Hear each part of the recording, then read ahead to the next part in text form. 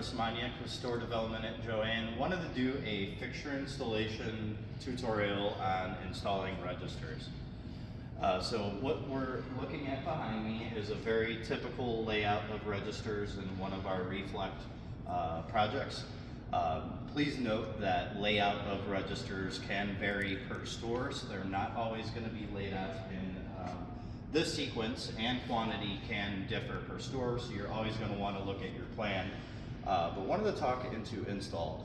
So a couple things wanted to decipher from the beginning, and we're going to walk around the back side of it, is there's 3 different types of register cabinets. They all look very similar from the front, but when you get into the back, you'll see some differences. So normally located closest to the vestibule, but always check plan, is going to be a locking register. So you can see there's a lock on this drawer. So you always want to make sure that this is placed in the correct location. The next couple down through here are just standard cut register units. So these are our standard ones, and we're going to talk a little more about these in a moment, but just wanted to decipher the different types.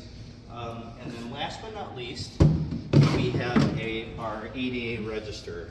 You could really tell the difference between this because there's a big open area in here for an ADA employee to work at, for the wheelchair to be able to pull up there.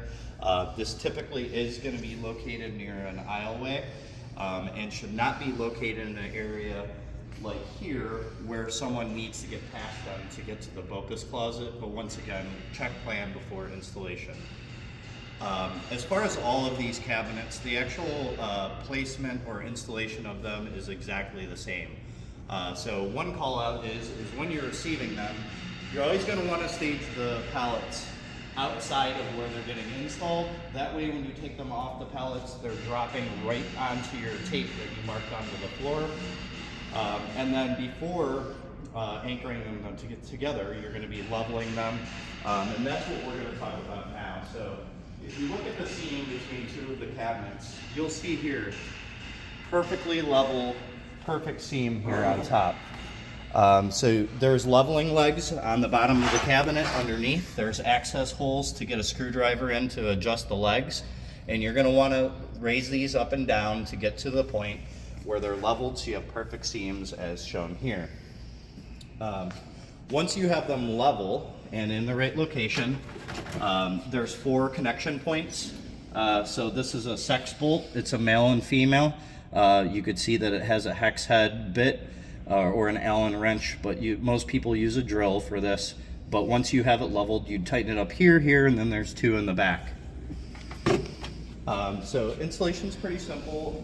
As far as anchoring them together, we're going to come back around the front and talk about the shrouds. So this is a shroud. It comes with the millwork. Currently from off the wall, all of these items that we're looking at. And you'll see right here there's a trim on the front of this shroud. There's some cam locks if you come in here.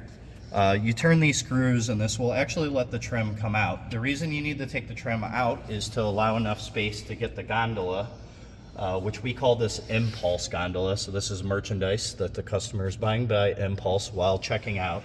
But you could see this gondola is installed inside and then anchored to the top of the shroud at the top. So that's very important to keep it structural and in place. The shroud itself on the back side, you're not going to be able to see this, but there's actually embedded thread inside of the millwork, and then you take bolts and attach the shroud to the actual millwork unit. So very important that that's done as well. Spacing is really important in this area, so any openings that exist on plan need to be ADA compliant for a wheelchair to turn around, so if you cannot differ from what's called out on plan at all times. Now, I called out that layout was a little different in different stores. Sometimes your registers might be right up against the wall, so electrical placement is going to be different in every store. You can see here we have a power pole.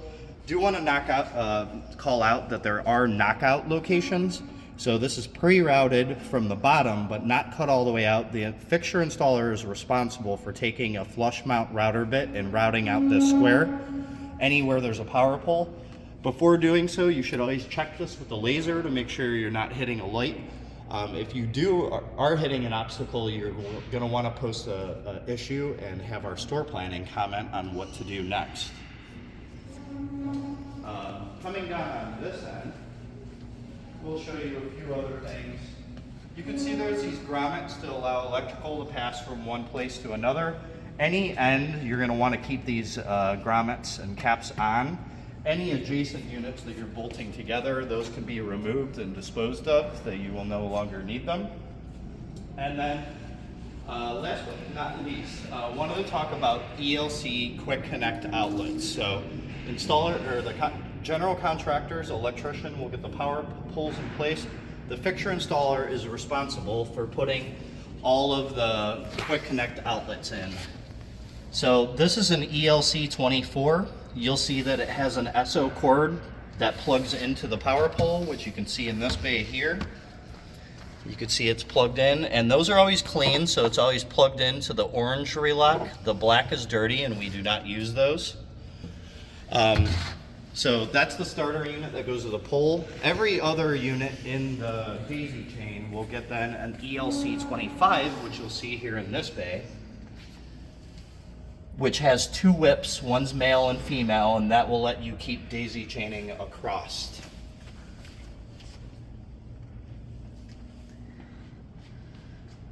The only other thing I wanted to call out that you're going to have to use your imagination for is I called out that there's different layouts in each store.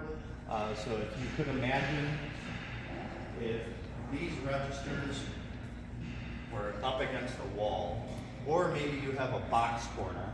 We have a box corner here if you want to see what I'm talking about, which comes from our millwork vendor. But if this was up against the wall, typically you would not see a power pole. You'd see power that's stubbed out. So you'd have two conduits coming 2 inches AFF. The fixture installer would be responsible for cutting holes in this toe kick down here to allow those conduits to get in. And then in that case, the general contractor, you wouldn't have a power pole. They would hardwire the power right into your ELC 24. Once that first outlet's powered up, the installer would still be responsible for quick connects. One thing I did not mention, and I'm sorry I'm coming back to this, but it is very important that we have really good cord management. So you'll see right here, we have EMT clamps. Those are supplied by JOANN through off-the-wall hardware kit. Same thing with the quick connect outlets. Those come from off the wall as well, but you'll see these clamps that are keeping all the wiring clean. Very important to us that you're using those. And that's it for a register install. I appreciate you watching.